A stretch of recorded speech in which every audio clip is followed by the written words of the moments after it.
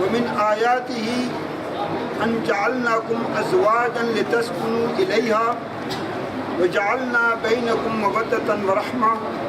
صدق اللہ العلی العظیم۔ نہایت ہی قابل احترام محترم برادران، عزیزان اور احباب، بات یہ ہے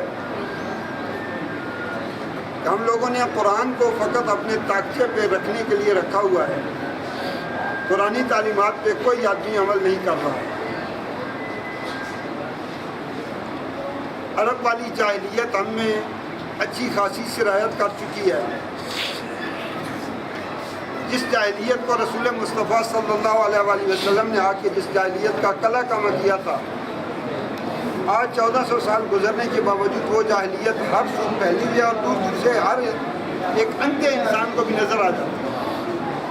قرآن کا فیصلہ یہ ہے کہ اللہ فرماتا ہے وَمِنْ آیَاتِهِ أَنْ جَعَلْنَاكُمْ أَزْوَاجًا، کہ اللہ کی نشانیوں میں سے ایک نشانی یہ ہے کہ اس نے تم سب کو رشتے زوجیت میں متحد کیا ہے۔ مرد اور عورت، ان کے ذریعے اللہ نے انسانی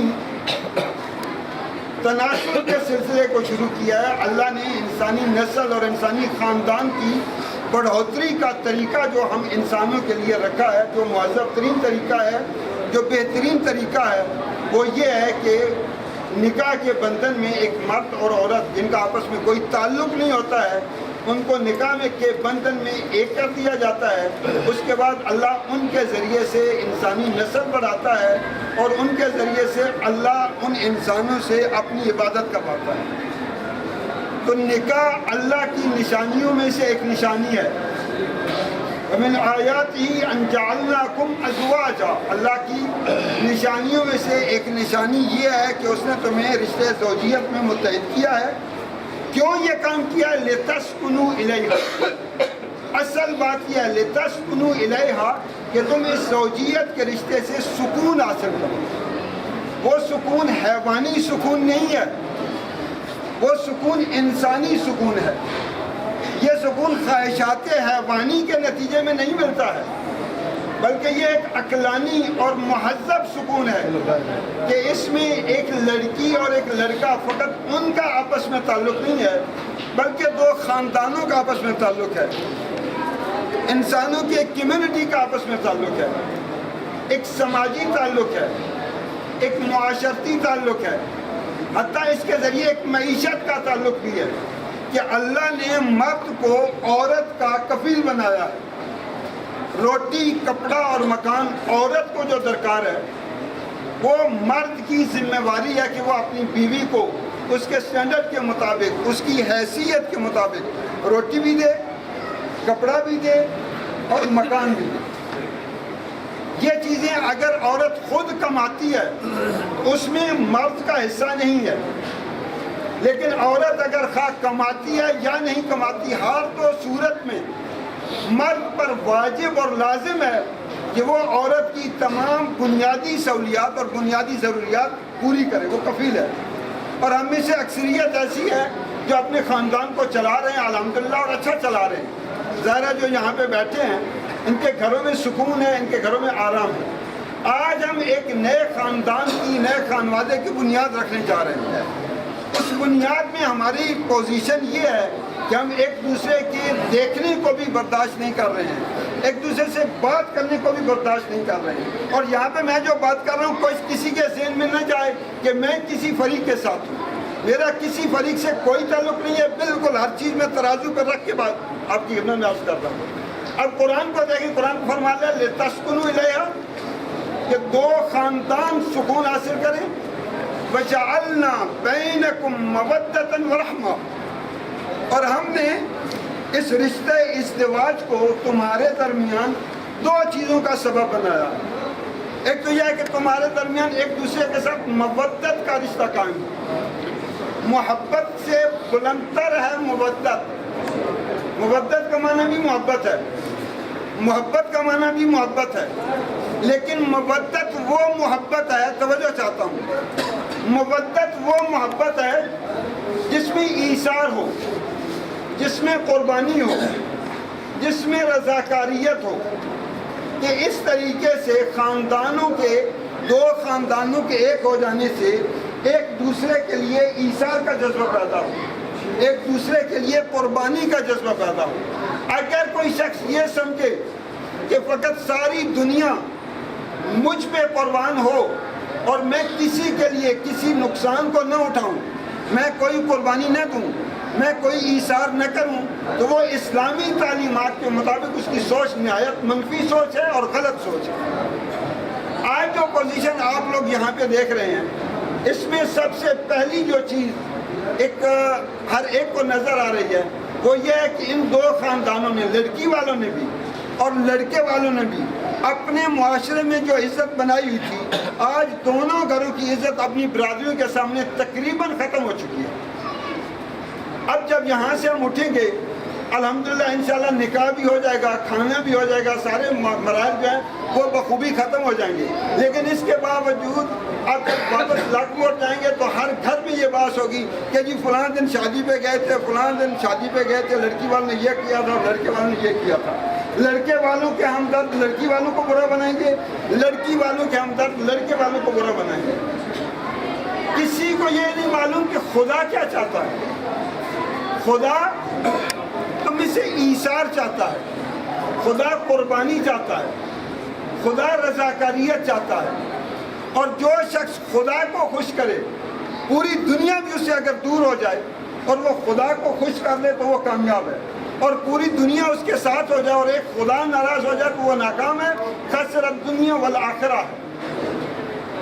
امام سید الساجدین، امام زین العابدین علیہ السلام کا ایک فرمان ہے، مولا فرماتے ہیں کہ اگر ساری دنیا مجھے چھوڑ جائے اور ایک خدا میرے ساتھ ہو تو مجھے کوئی وحشت محسوس نہیں ہوگی، اور ساری دنیا میرے ساتھ ہو جائے اور ایک خدا مجھ سے ناراض ہو جائے تو مجھے اپنے آپ کو میں وحشت زدہ محسوس کروں گا، میں اپنے آپ کو ہراساں محسوس کروں گا۔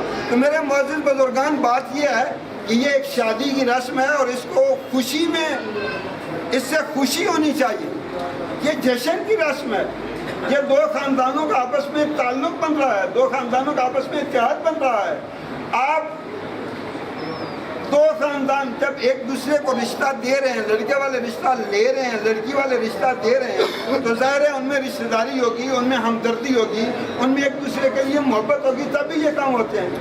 اگر پہلے سے کوئی دشمنی ہوتی، کوئی عداوت ہوتی تو یہ کام کب ہونا تھا؟ لیکن افسوس اس بات پہ ہے کہ ایک خالص اسلامی رسم، ایک خالص نیک کام، ایک ایسا کام جسے خدا چاہتا ہے، ایک ایسا کام جسے خدا پسند کرتا ہے، ایک ایسا کام جسے رسول مصطفیٰ صلی اللہ علیہ وآلہ وسلم پسند کرتے ہیں، ہم اس کام کو کتنے آلودہ طریقے سے انجام دے رہے ہیں۔ اگر میں آپ میں سے کسی کو کہوں کہ یہ ڈھول بازے یہاں پہ کس لیے لائے گئے، میں تو یہ سمجھا تھا، مجھے یہ اچھا نہیں لگا تھا ڈھول بازا، تو میں نے ایک صاحب کو یہاں سے بھیجا کہ جاؤ ڈھول بازا ختم کرو، آگے سے جھگڑا ہوگا۔ میں اپنے آپ پہ افسوس کر رہا تھا، تعصب کر رہا تھا کہ شاید یہ میری وجہ سے ہوا ہے، لیکن مجھے بعد میں پتا چلا کہ نہیں، اس کا سابقہ ہے، آپ کے مسائل ہیں، آپ کی مشکلات ہیں۔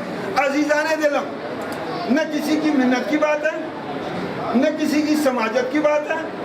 اگر کوئی آدمی خدا کو خوش کرنا چاہتا ہے تو وہ اپنے مخالف کو خدا کی خوشنودی کے لیے معاف کرے، اور اگر کوئی خدا کو ناراض کرنا چاہتا ہے تو وہ اپنی پوری ضد، پورا عناد، پوری دشمنی بھرپور طریقے سے نبھائے، لیکن خدا اس سے کبھی بھی خوش نہیں ہوگا، خدا ناراض ہوگا۔ تو ہم لوگ غلط راہ پہ جا رہے ہیں۔ خوف خدا کریں، خدا کا خوف کریں، اور یہ اسلامی احکام کے مطابق اپنے بالخصوص شادی کے مرحلے کو، شادی کے مسئلے کو اس طریقے سے پورا کریں جس طریقے سے رسول مصطفیٰ صلی اللہ علیہ وسلم کی سنت ہے۔ ہم بڑے سنت کی بات کرتے ہیں، یہ سنت ہونی چاہیے، سنت ہونی چاہیے۔ کیا رسول مصطفیٰ نے باجے بجوائے تھے؟ معاذ اللہ، علیہ السلام، نکلے کفر باشد؟ کیا وہاں پہ ڈھول بجے تھے؟ کتنی سادگی سے نکاح کی رسم ہوئی تھی۔ اللہ پاک ہم سب کو، جن کی اولادیں ہیں ان کو اللہ ایک اور صالح بنائے، اور جن کو اولاد نہیں دی اللہ پاک ان کو اولاد عطا فرمائے۔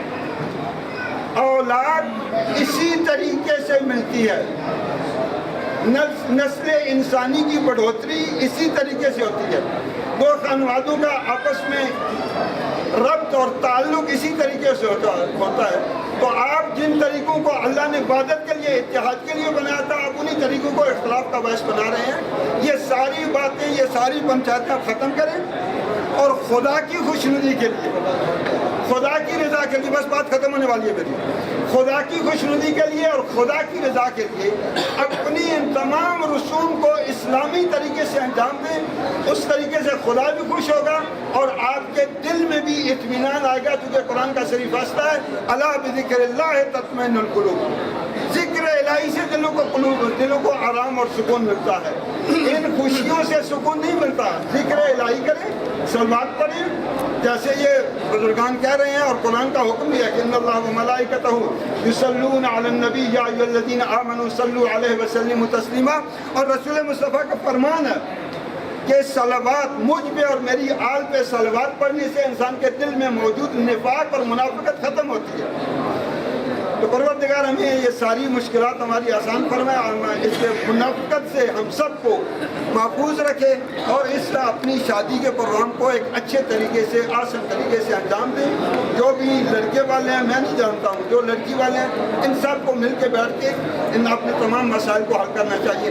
اب اگر یہ ریلیکس ہو گئے ہیں اور راضی ہیں تو میں نکاح کرتا ہوں، وگرنہ مجھے کوئی مسئلہ نہیں ہے، میں واپس گھر چلا جاؤں گا۔ السلام علیکم ورحمۃ اللہ وبرکاتہ۔